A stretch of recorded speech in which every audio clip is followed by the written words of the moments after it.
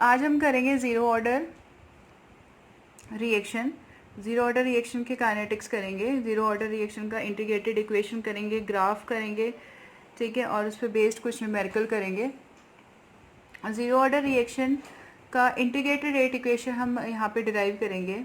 Integrated rate equation हम क्यों derive कर रहे हैं? Reason being at any instant of time हम at any instant of time rate calculate करना डिफरेंशियल इक्वेशन से पॉसिबल नहीं होता है, बट इंटीग्रेटेड रेट इक्वेशन से at any instant of time हम रेट कैलकुलेट कर सकते हैं। सो यहाँ पे क्वेश्चन की फॉर्म में मैंने लिखा हुआ है that derive the integrated rate equation for zero order. Zero order reaction क्या होता है? A reaction is said to be zero order if its rate is independent of concentration of reactant, that is rate is proportional to the zeroth power of concentration। अगर concentration की power zero है means जो rate of reaction है वो reactant के concentration पर depend नहीं कर रहा है, it is independent of rate of reaction, उसको हम बोलते हैं zero order reaction. We know that for zero order reaction n की वैल्यू कितनी होगी? ज़ीरो।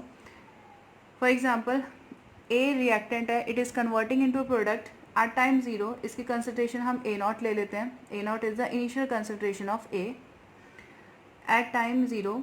बी का कंसनट्रेशन ज़ीरो होगा एट टाइम टी, कुछ टाइम के बाद इसका कंसनट्रेशन हम मान लेते हैं 80। 80 is the concentration of A after time T and B is the product, यानी आफ्टर टी टाइम इसमें से कुछ कंसनट्रेशन माइनस होगा और वो प्रोडक्ट में कन्वर्ट हो जाएगा, ठीक है। अब एक चीज़ है कि हमारे पास डिफरेंशियल रेट इक्वेशन था। डिफरेंशियल रेट इक्वेशन कैसे लिखते थे कि R is equal to minus D A का कंसंट्रेशन अपॉन डी टी, ऐसे लिखते थे डिफरेंशियल रेट इक्वेशन, ठीक है। यहाँ पर ये क्या शो कर रहा है? रेट ऑफ डिसअपेरेंस ऑफ ए को शो कर रहा है। अच्छा, रेट को लिखने का एक और तरीका हमने पढ़ा था, रेट लॉ इक्वेशन में हमने रेट को लिखने का एक और तरीका स्टडी किया था। वो क्या था कि आर इज इक्वल टू के ए का कंसंट्रेशन ज़ीरो। हमने ए का कंसंट्रेशन ज़ीरो इसलिए लिया क्योंकि यहाँ पर ज़ीरो ऑर्डर रिएक्शन कंसिडर कर रहे हैं। अब एक चीज़ देखो, जिसकी पावर ज़ीरो हो उसकी वैल्यू कितनी होती है? वन होती है। तो यहाँ पे इसको वन मान लेंगे, that means R is equal to K. This is R second equation. So यहाँ पर R is equal to minus D A का कंसंट्रेशन पॉइंट डी टी, यहाँ पर आर की वैल्यू क्या है? ये दो डिफरेंट तरीके हैं, रेट को लिखने के दो डिफरेंट तरीके हैं। ये हम ऑलरेडी कर चुके हैं प्रीवियस लेक्चर्स में। सो इन दोनों को हम इक्वल कर देंगे। इक्वेशन फर्स्ट और सेकंड को रिलेट करके हम क्या लिख सकते हैं? This is equal to this. So minus D A का concentration point D T is equal to K. हम क्या करेंगे? We will multiply both side by D T. D T के साथ मल्टीप्लाई करेंगे। ये डिफरेंशियल इक्वेशन है। डिफरेंशियल इक्वेशन को डिफरेंशिएशन को अगर हमें ख़त्म करना तो उसे हमें इंटीग्रेशन करना पड़ेगा, ठीक है। तो दैट इज़ वाई हम क्या करते हैं, दोनों साइड हम क्या करेंगे? डी टी से मल्टीप्लाई करेंगे, फिर इंटीग्रेशन करेंगे। सो डी टी यहाँ पर आ गया, डी टी यहाँ पर आ गया, फिर इसका इंटीग्रेशन करेंगे। इंटीग्रेशन करते वक्त जो माइनस साइन है वो बाहर आ जाता है। यहाँ पे माइनस साइन को हमने बाहर ले लिया। यहाँ डी टी से डी टी कैंसिल हो जाएगा और यहाँ पर कांस्टेंट है, ड्यूरिंग इंटीग्रेशन कांस्टेंट टर्म बाहर आ जाती है, तो के आ जाएगा। अब यहाँ पर डी टी रह जाएगा। अब हम लिमिट लगाएंगे कि इंटीग्रेशन कहाँ से कहाँ तक कर रहे हैं। हम यहाँ पर इंटीग्रेशन करेंगे ए नॉट से ए टी, हमने लिमिट लगा दिया इंटीग्रेशन में ए नॉट से ए टी। यहाँ पर लिमिट लगा देंगे टाइम लिमिट ज़ीरो से टी। जब टाइम ज़ीरो था कंसिडरेशन ए नॉट था, जब टाइम टी था कंसिडरेशन ए टी था। तो ज़ीरो ए नॉट से ए टी यहाँ पर हमने लिमिट लगा दी, ज़ीरो से टी यहाँ पर हमने टाइम की लिमिट लगा दी। फिर हम इसको क्या लिख सकते हैं? इसको कैसे सॉल्व करेंगे? माइनस, ठीक है, upper limit minus lower limit. तो consideration of A, upper limit is 80 and lower limit is A naught, ठीक है। फाइनल माइनस इनिशियल कंसंट्रेशन, जैसे हम करते हैं ना फाइनल और इनिशियल कंसंट्रेशन, तो फाइनल ऊपर आएगा, इनिशियल नीचे आएगा। या आप बोल सकते हो कि अपर लिमिट ऊपर आएगी, लोअर लिमिट आएगी, ठीक है। सिमिलरली यहाँ पर भी ये करना है कि के यहाँ पर भी लिमिट्स लगाएंगे, ठीक है। अपर लिमिट ऊपर आ गई, ये नीचे आ गई ज़ीरो। उसके बाद हम क्या करेंगे? अपर लिमिट में से लोअर लिमिट को माइनस कर देंगे और उस वाले इक्वेशन को ओपन कर देंगे जो हमारा इक्वेशन यहाँ पर आया था। ये हमारा इक्वेशन आया था इसको सॉल्व करने के लिए हम क्या करेंगे, अपर लिमिट माइनस लोअर लिमिट कर लेंगे, सिमिलरली t माइनस 0 यहाँ पर कर लेंगे। सो यहाँ पर हम क्या लिखेंगे, यहाँ पर लिखेंगे माइनस बाहर ही रहेगा, अपर लिमिट क्या थी 80, ठीक है, और माइनस a नॉट, उसके बाद इज इक्वल टू के, यहाँ पर हो जाएगा t माइनस 0, यहाँ पर अपर लिमिट उसमें अपर लिमिट टाइम की t थी और लोअर लिमिट 0 थी, तो अपर लिमिट माइनस लोअर लिमिट ये सॉल्व हो जाएगा, ठीक है। उसके बाद क्या करना है हमें, यहाँ पर हो जाएगा 80 minus a not is equal to minus K T. यहाँ हमने क्या किया है, ये जो पूरी टर्म थी माइनस की है और ये पॉजिटिव टर्म है, तो हम क्या करेंगे, इस इक्वेशन को माइनस से मल्टीप्लाई कर देंगे तो ये टर्म प्लस की हो जाएगी और ये क्या हो जाएगी, माइनस की हो जाएगी। जब सभी को माइनस से मल्टीप्लाई करेंगे तो प्लस की हो जाएगी और ये माइनस की हो जाएगी, तो हम लिखेंगे 80 minus A not is equal to minus K T. T minus 0 क्या होगा, टी होगा, कि लोअर लिमिट 0 है तो टी आ जाएगा यहाँ पर।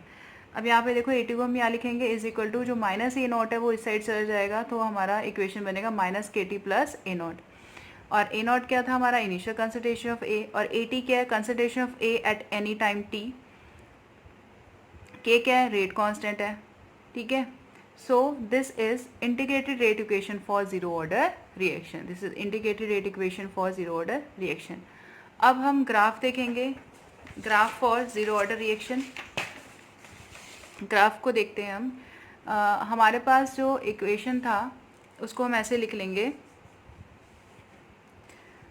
ए टी लिख लो चाहे ए लिख लो, बात एक ही है, A is equal to minus K T plus A not. तो ये एक लीनियर ग्राफ की इक्वेशन है, जो किसको फॉलो करेगी, y is equal to M X plus C को फॉलो कर रही है ये।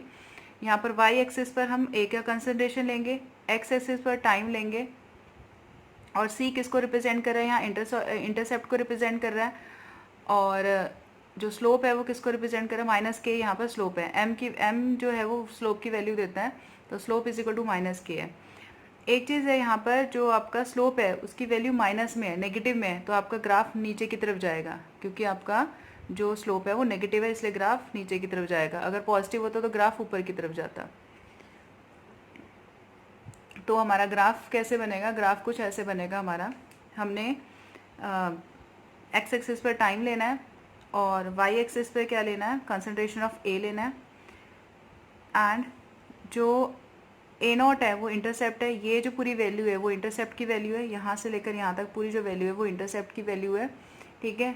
और इंटरसेप्ट जो है वो ए नॉट है, ये पूरा इंटरसेप्ट है, प्लस अब देखो हमारा स्लोप रह गया m is equal to minus K, तो जो स्लोप है वो यहाँ पर x एक्सिस के साथ थीटा एंगल बना रहा है, यानी slope is equal to tan theta is equal to minus K, क्योंकि नेगेटिव है तो इसलिए स्लोप नीचे की तरफ आएगा, अगर पॉजिटिव होगा तो स्लोप ऊपर की तरफ जाएगा। तो यहाँ पे slope is equal to tan theta is equal to minus K. अच्छा, अब नेक्स्ट है कि अगर हमें यहाँ पर हमें अगर इस पॉइंट पर वैल्यू निकालनी हो तो हम कैसे वैल्यू निकालें, ये जो पॉइंट है, अब यहाँ पे देखो, अगर 80 ज़ीरो हो जाए, अगर फाइनल कंसंट्रेशन ज़ीरो हो जाए, जैसे मान लो शुरुआत में कंसंट्रेशन ए नॉट थी, धीरे धीरे उसकी कंसंट्रेशन क्या होगी, डिक्रीज़ होनी स्टार्ट होगी, रिएक्टेंट की कंसंट्रेशन डिक्रीज़ होनी स्टार्ट होगी और प्रोडक्ट में कन्वर्ट होना शुरू हो गया। तो सपोज़ किसी पॉइंट पर 80 ज़ीरो हो गया, अगर 80 ज़ीरो हो जाएगा तो हम यहाँ पे 80 की वैल्यू 0 पुट करेंगे, हमारा इक्वेशन ये 80 is equal to minus K T plus A not, 80 की जगह 0 पुट करते हैं, is equal to minus K T plus A not, T क्या आ जाएगा, टी यहाँ से हमारे पास आ जाएगा ए नॉट अपॉन के, ठीक है। तो T is equal to A not upon K, यानी जब हमारा जो फाइनल कंसंट्रेशन है 80 अगर 0 हो जाएगा तो टाइम की वैल्यू कितनी आएगी, ए नॉट अपॉन के। हमारा जो फाइनल कंसंट्रेशन 0 कहाँ पर हो रहा है, यहाँ पर हो रहा है, यानी यहाँ पर जो टाइम की वैल्यू है हम निकाल सकते हैं, यहाँ पर टाइम की वैल्यू कितनी आ रही है, A not upon K. Clear. अब नेक्स्ट है कि why we are integrated rate equation, जो रेट इक्वेशन था उसको हम इंटीग्रेट क्यों कर रहे हैं, ये मैंने आपको पहले ही बता दिया कि जो डिफरेंशियल रेट इक्वेशन होता है उससे हम एग्जैक्टली और पर्टिकुलरली हम एक पर्टिकुलर इंस्टेंट पे जो रेट है वो कैलकुलेट नहीं कर सकते, ठीक है।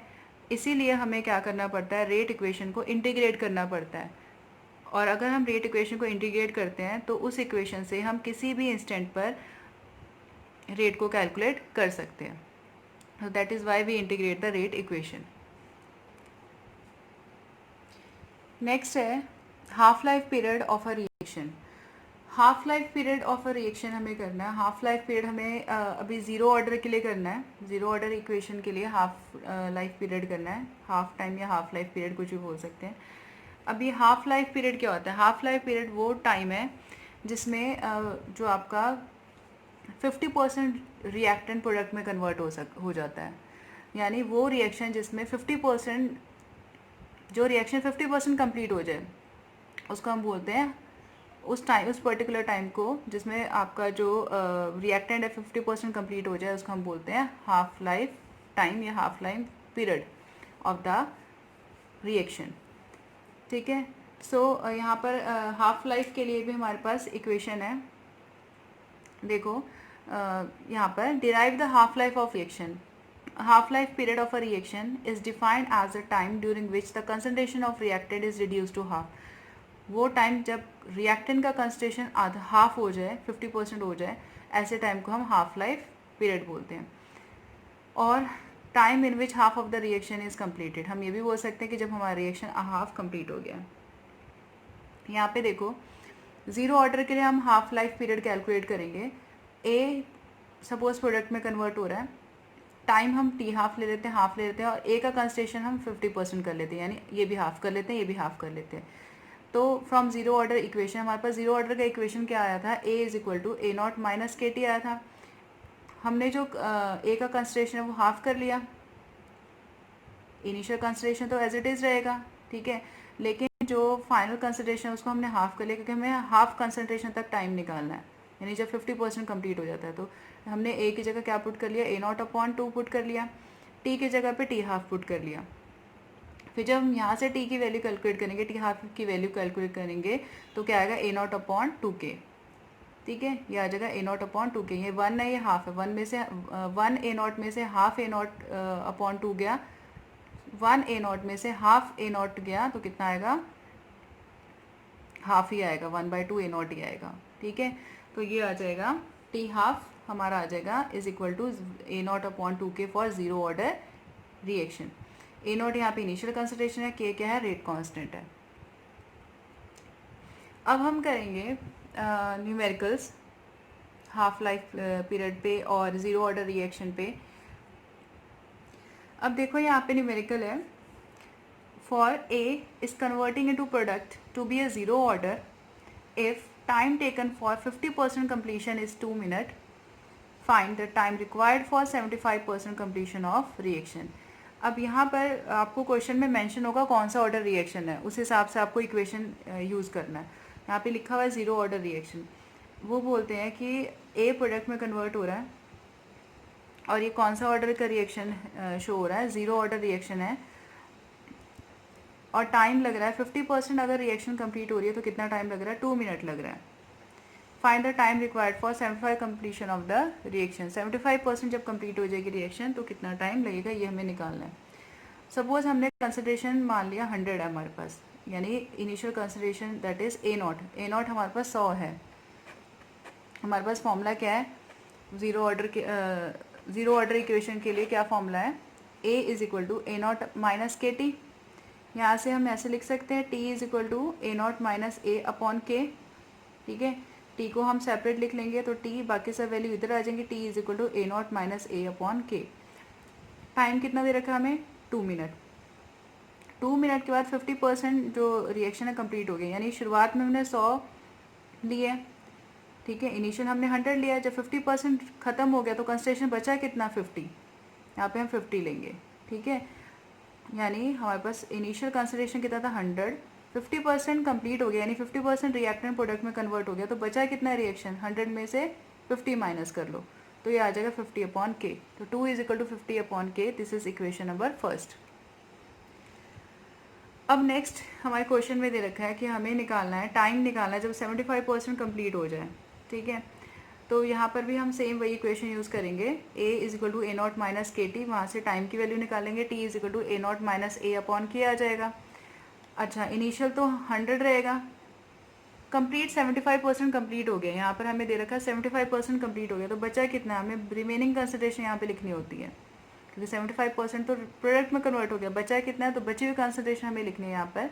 तो बचा कितना, 100 में से 75 गया 25, तो 25 लिखेंगे यहाँ पर, ठीक है। 100 माइनस 25 के, ये आ जाएगा हमारा 75 के। This is our equation number 2। हम क्या करेंगे, इक्वेशन 2 को फर्स्ट से डिवाइड कर लेंगे। जब इक्वेशन 2 को फर्स्ट से डिवाइड कर लेंगे तो क्या मिलेगा हमें, देखो t वहाँ पे क्या था, 2 था, तो t डिवाइड बाई 2, सिमिलरली यहाँ हो जाएगा 75 अपॉन के divide by 50 upon K, 50 upon के, तो ये आ जाएगा 75 अपॉन के डिवाइडेड 50 अपॉन के से के कैंसिल हो जाएगा, 75 अपॉन 50 बचा, ये आ जाएगा इसको काट के 3/2, 25 2 जो 50, 25 3 जो 75, 3/2 आ गया। तो टाइम की वैल्यू निकाल दो यहाँ क्रॉस मल्टीप्लाई करके, t इज इक्वल टू 2 उधर चल जाएगा, 2 से 2 कैंसिल, यहाँ पे 3 बचेगा, 3 मिनट। मीन्स कि हमने क्या किया, दोनों इक्वेशन को रिलेट करके 75% कंप्लीट होने में कितना टाइम लगेगा ये निकाल लिया, 3 मिनट लगेंगे अगर 75% रिएक्शन कंप्लीट होती है तो। 50% का हमें टाइम दे रखा था, के नहीं गिवन था, लेकिन उसका उस इक्वेशन को रिलेट करके हमने क्या किया, के कैंसिल हो गया, क्योंकि के तो सेम ही होएगा एक ही रिएक्शन के लिए, के तो उसकी के की वैल्यू सेम रहेगी, तो के कैंसिल हो गया और टाइम हमने निकाल लिया। एक चीज़ याद रखना, in zero order reaction concentration decrease होता है बट रेट हमेशा कांस्टेंट रहता है, ठीक है। इन ज़ीरो ऑर्डर रिएक्शन कंसंट्रेशन तो कम होगा, लेकिन जो कांस्टेंट है, रेट कांस्टेंट है, उसकी वैल्यू हमेशा सेम रहेगी, चाहे 50% कंप्लीट हो, चाहे 70% 75% कंप्लीट हो, चाहे 80% कंप्लीट हो, रेट कांस्टेंट की वैल्यू हमेशा सेम रहेगी। नेक्स्ट न्यूमेरिकल हम देखते हैं, for A is converting into product to be a zero order, it takes 2 minutes for 50% completion. Find the time required for 33.33% completion. ये भी बिल्कुल वैसे ही है, सिमिलर क्वेश्चन है, 4 ऑप्शन दे रखे हैं, इन चारों में से जो करेक्ट लगता है वो हम ऑप्ट करेंगे, बट पहले हमें क्वेश्चन को सॉल्व करना पड़ेगा। वही सेम तरीका, t is equal to A not minus A upon K, 50% complete है, यानी 100 माइनस 50 कम्प्लीट हो गया, तो बचा कितना 50, तो 100 माइनस 50 अपॉन के आ जाएगा, 100 माइनस 50 है, 50 अपॉन किया आ जाएगा। This is equation number first, ये 2 मिनट में हो रहा था।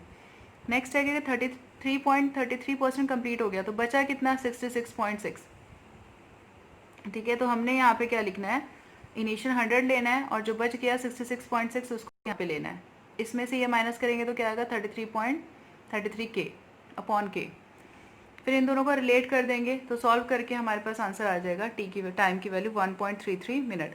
के से के कैंसिल हो जाएगा, हमने वही जैसे हमने पहले किया, इक्वेशन 2 को इक्वेशन फर्स्ट से डिवाइड कर देंगे, के कैंसिल हो जाएगा, यहाँ पे रह जाएगा 33.33 अपॉन 50, तो 33.33 अपॉन 50, 2 इधर चला जाएगा, इंटू 2, यहाँ पे इसको सॉल्व करके आ जाएगा हमारे पास आंसर 1.333 मिनट।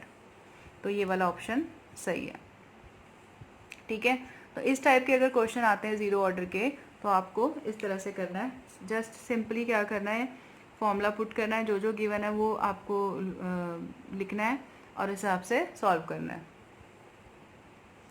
अब नेक्स्ट क्वेश्चन देखेंगे हम। नेक्स्ट क्वेश्चन में क्या कहता है, for a reaction the time required for 20% completion is 40 minute, कि अगर 20% कोई रिएक्शन कंप्लीट हो रही है तो उसको कितना समय लग रहा है, 40 मिनट लग रहा है, एंड 40% कम्प्लीशन इज 80 मिनट, और अगर 40% कम्प्लीट हो रहा है तो 80 मिनट लग रहा है। Find the order of reaction and rate constant, हमें क्या निकालना है यहाँ पे, ऑर्डर ऑफ रिएक्शन निकालना है एंड रेट कांस्टेंट निकालना है, कि कौन सा ऑर्डर है एंड रेट कांस्टेंट निकालना है, ये हमें निकालना है। सो हम इक्वेशन लगाएंगे फर्स्ट ज़ीरो ऑर्डर का, ज़ीरो ऑर्डर इक्वेशन का हमारे ज़ीरो ऑर्डर के लिए हम क्या इक्वेशन इंटीग्रेटेड इक्वेशन था हमारे पास, A is equal to A not minus K T. अब एक चीज़ है, इनिशियल कंसंट्रेशन जो है वो 100 मान के चलेंगे, परसेंटेज में गिवन है तो 100 मानेंगे। अच्छा, कंप्लीट कितना हो गया 20, रिएक्शन 20% कंप्लीट हो गया, नहीं 20 जो है 20% जो रिएक्टेंट है प्रोडक्ट में कन्वर्ट हो गया, तो बचा कितना 80, तो हम लिखेंगे ए नॉट 100 और बचा हुआ कंसंट्रेशन 80 यहाँ पे लिखेंगे। के की जगह के आ गया, टाइम कितना है 40 मिनट, यहाँ आ जाएगा 40 मिनट। फिर उसके बाद क्या होगा, यहाँ 80 माइनस 100 तो यहाँ रह जाएगा -20 इज इक्वल टू माइनस के और इंटू 40, माइनस से माइनस कैंसिल, के इज इक्वल टू 20/40, के आ जाएगा हमारे पास 0.5। अब एक चीज़ है, के हमारे पास 0.5 आ गया। अब उस के का यूज़ करेंगे हम यहाँ, अच्छा हाँ, यहाँ पे के 0.5 आ गया। अब नेक्स्ट उसमें क्या दे रखा है, नेक्स्ट में दे रखा है कि 40% कंप्लीट हुआ है हमारा रिएक्शन।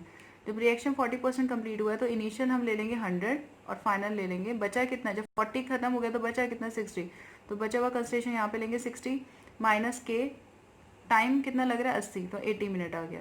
तो यहाँ पे ये आ जाएगा 60 माइनस 100 -40 आ जाएगा। यहाँ पे इज इक्वल टू माइनस के इंटू 80, माइनस से माइनस कैंसिल, के इज इक्वल टू 40/80, ये आ जाएगा सॉल्व करके 0.5। अब दोनों ही केस में के की वैल्यू सेम है। के की वैल्यू कितनी है 0.5, 0.5। अगर के की वैल्यू सेम हो, रेट कांस्टेंट सेम हो, सिमिलर हो, तो वो ऑब्वियसली ज़ीरो ऑर्डर रिएक्शन है। तो हमसे पूछा हुआ था कि find the rate constant and order of reaction. तो रेट कांस्टेंट की वैल्यू कितनी है 0.5 और ऑर्डर क्या हुआ 0 हुआ, क्योंकि ये मैं आपको पहले ही बता चुकी हूँ कि जैसे जैसे रेट बढ़ता है obviously concentration of reactant decrease होगा, बट रेट कांस्टेंट सेम रहेगा फॉर ज़ीरो ऑर्डर रिएक्शन। ठीक है,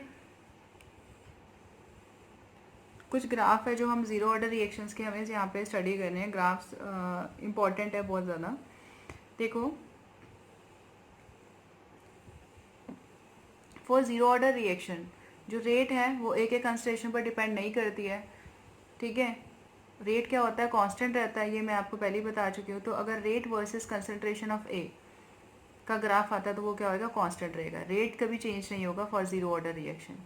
ठीक है, नेक्स्ट है टाइम और रेट का अगर ग्राफ ड्रॉ करते हैं तो रेट क्या रहता है, कांस्टेंट रहता है विद रिस्पेक्ट टू टाइम, तो ये ग्राफ भी कांस्टेंट ही आएगा। स्ट्रेट लाइन यहाँ पर रेट की हम शो करेंगे कि रेट हमेशा सेम ही रहेगा at any time for zero order reaction. Next ये वाला ग्राफ मैं आपको ऑलरेडी एक्सप्लेन कर चुकी हूँ कि अगर A is equal to A not minus K T है, यहाँ पर हम एक्स एक्सिस पर क्या लेंगे, टाइम लेंगे, और वाई एक्सिस पर ए का कंसंट्रेशन लेंगे। ठीक है, स्लोप की वैल्यू कौन देगा, माइनस के, और इंटरसेप्ट क्या आएगा, इंटरसेप्ट हमारा ए नॉट आएगा। यहाँ से लेकर यहाँ तक क्या है, जो इंटरसेप्ट है उसकी वैल्यू कितनी है, ए नॉट है। ठीक है, हमने पीछे कर लिया Y is equal to M X plus C करके, ये हमारा सी है। ठीक है, एम एक्स प्लस सी, हम इसको ऐसे लिख सकते हैं। तो ये जो इक्वेशन था हमारा A is equal to A not minus K T, उसको हम क्या लिख सकते हैं, A is equal to minus K T plus A naught लिख सकते हैं। तो वाई एक्सिस पर हमने लिया है ए का कंसंट्रेशन और एक्स एक्सिस पर टाइम का टाइम लेंगे हम एक्स एक्सिस पर। ठीक है, जो ए नॉट है यहाँ से लेकर यहाँ तक, जो ए नॉट है वो इंटरसेप्ट है हमारा। ए नॉट क्या है, इनिशियल कंसंट्रेशन, धीरे धीरे कंसंट्रेशन डिक्रीज होएगा क्योंकि हमारा जो स्लोप है वो नेगेटिव में है, माइनस के, और स्लोप की वैल्यू कौन देगा, minus K, which is equal to tan theta. ये मैं आपको पहले भी एक्सप्लेन कर चुकी हूँ, यहाँ पर दोबारा एक्सप्लेन कर रही हूँ। ठीक है, अब नेक्स्ट है कि हमारे पास जो इक्वेशन था हाफ टाइम के लिए, हाफ लाइफ पीरियड के लिए फॉर ज़ीरो ऑर्डर क्या था equation, T half is equal to A not upon 2k। तो T half is equal to A not upon 2k में देखो जो हाफ टाइम है हमारा, टी हाफ है वो किस पर डायरेक्टली डिपेंड कर रहा है, ए नॉट के कंसिडरेशन पर डिपेंड कर रहा है। तो जो टी हाफ और अगर एक कंसिडरेशन ऑफ ए के बीच में हम ग्राफ ड्रॉ करते हैं तो हमेशा स्ट्रेट आएगा क्योंकि ये इस पर डायरेक्टली डिपेंड कर रहा है। ये T half is equal to A not upon 2k, और जो स्लोप है इज इक्वल टू 1/2k की इक्वल होगा। ठीक है, अब नेक्स्ट ग्राफ हम देख लेते हैं कि प्रोडक्ट का कंसंट्रेशन वर्सेस टाइम। तो टाइम के साथ साथ प्रोडक्ट का कंसंट्रेशन ऑब्वियसली क्या होगा, इंक्रीज होगा, तो ये स्ट्रेट ग्राफ आएगा और ऊपर की तरफ जाएगा, और slope is equal to tan theta which is equal to K. तो हमने यहाँ पे ज़ीरो ऑर्डर के सारे ग्राफ स्टडी कर लिए हैं। ग्राफ बहुत इंपॉर्टेंट है, ध्यान से इनको करना है। एक चीज़ याद रखना, ज़ीरो ऑर्डर में जो ग्राफ है वो उनके जो स्लोप्स हैं वो नेगेटिव में आएंगे फॉर द रिएक्टेंट। ठीक है, अगर नॉर्मल टाइम है तो ग्राफ नेगेटिव में आएगा। अगर हाफ टाइम ग्राफ हम ले रहे हैं फॉर द टी हाफ, अगर हम टी हाफ लाइफ पीरियड के लिए ग्राफ ले रहे हैं फॉर द टी हाफ, तो ए नॉट के कंसिडरेशन के साथ साथ क्या होगा, वो इंक्रीज़ होएगा, उस पर डायरेक्टली डिपेंड करता है। लेकिन प्रोडक्ट का कंसिडरेशन क्या होगा, इंक्रीज़ होगा, डिक्रीज़ नहीं होगा यहाँ पर, क्योंकि हमें पता है कि जैसे जैसे रिएक्शन हमारी चलती रहेगी वैसे वैसे रिएक्टेंट क्या होगा, प्रोडक्ट में कन्वर्ट होता रहेगा, तो प्रोडक्ट का कंसिडरेशन धीरे धीरे इंक्रीज़ होगा। दैट इज़ वाई ये ग्राफ ऊपर की तरफ आया है। सो नेक्स्ट लेक्चर में बच्चों हम करेंगे फर्स्ट ऑर्डर की काइनेटिक्स करेंगे, फर्स्ट ऑर्डर का इंटीग्रेटेड रेट इक्वेशन करेंगे, न्यूमेरिकल्स करेंगे, ग्राफ करेंगे। अब हम यहाँ पे देख लेते हैं कुछ एग्जांपल्स ज़ीरो ऑर्डर रिएक्शंस के, कि ज़ीरो ऑर्डर जो रिएक्शन है वो हम अपने रिएक्शंस में कहाँ पर देखते हैं। ज़ीरो ऑर्डर रिएक्शंस के एग्जांपल, फर्स्ट है फोटोकेमिकल रिएक्शन। जितने भी फोटोकेमिकल रिएक्शंस हैं वो ज़ीरो ऑर्डर रिएक्शन शो करते हैं। फोटोकेमिकल रिएक्शंस वो रिएक्शंस होते हैं which occurs in the presence of sunlight, light के प्रेजेंस में होते हैं। फॉर एग्जांपल यहाँ पर ए कन्वर्ट हो रहा है बी में इन प्रेजेंस ऑफ लाइट, ठीक है। इसको हम एग्जांपल के फॉर्म में लेते हैं। For example silver bromide, silver bromide पर जब लाइट पड़ती है, एक पर्टिकुलर फ्रिक्वेंसी की लाइट पड़ती है, तो क्या वो किस में कन्वर्ट होता है, सिल्वर प्लस ब्रोमीन गैस में कन्वर्ट होता है, ठीक है। तो यहाँ पर जो ऑर्डर ऑफ रिएक्शन है वो लाइट की इंटेंसिटी पर डिपेंड कर रही है, वो लाइट पर डिपेंड कर रही है कि जितना ज़्यादा लाइट हमारे AgBr पे पड़ेगा उतना ही ज़्यादा ये प्रोडक्ट में कन्वर्ट होगा। तो यहाँ पर जो रेट है वो रिएक्टेंट के कंसनट्रेशन पर नहीं डिपेंड कर रही है, ये डिपेंड कर रही है लाइट की इंटेंसिटी पर डिपेंड कर रही है। तो इसलिए ये ज़ीरो ऑर्डर रिएक्शन है। ज़ीरो ऑर्डर रिएक्शन वो होते हैं जो रिएक्टेंट के कंसनट्रेशन पर डिपेंड नहीं करते हैं। सिमिलरली कुछ कैटालिटिक रिएक्शंस होती हैं जो कैटलिस्ट के बेसिस पर होती हैं। The reactions which in which catalyst is required, वो रिएक्शंस भी क्या होती हैं, ज़ीरो ऑर्डर रिएक्शंस होती हैं। For example when N2 and H2 combine it form ammonia in the presence of catalyst platinum, तो क्या होगा। So for example formation of ammonia के लिए क्या चाहिए, nitrogen and hydrogen in presence of catalyst. Nitrogen and hydrogen in presence of catalyst किस में convert होता है, अमोनिया में कन्वर्ट होता है। जो प्लैटिनम है वो कैटलिस्ट की तरह बिहेव करेगा यहाँ पे। सो यहाँ पे जो प्लैटिनम है वो एज ए कैटलिस्ट यहाँ पे बिहेव करेगा, सरफेस प्रोवाइड करेगा ताकि N2H2 आपस में रिएक्ट करके अमोनिया बना दें। तो ये रिएक्शंस भी क्या है, ज़ीरो ऑर्डर रिएक्शन है। और दो एग्जांपल्स भी आपके बुक्स में, वो भी याद रखना कि decomposition of HI hydrogen iodide on the surface of gold, gold के सरफेस पे HI का डिकम्पोजिशन होना, ये भी ज़ीरो ऑर्डर रिएक्शन है।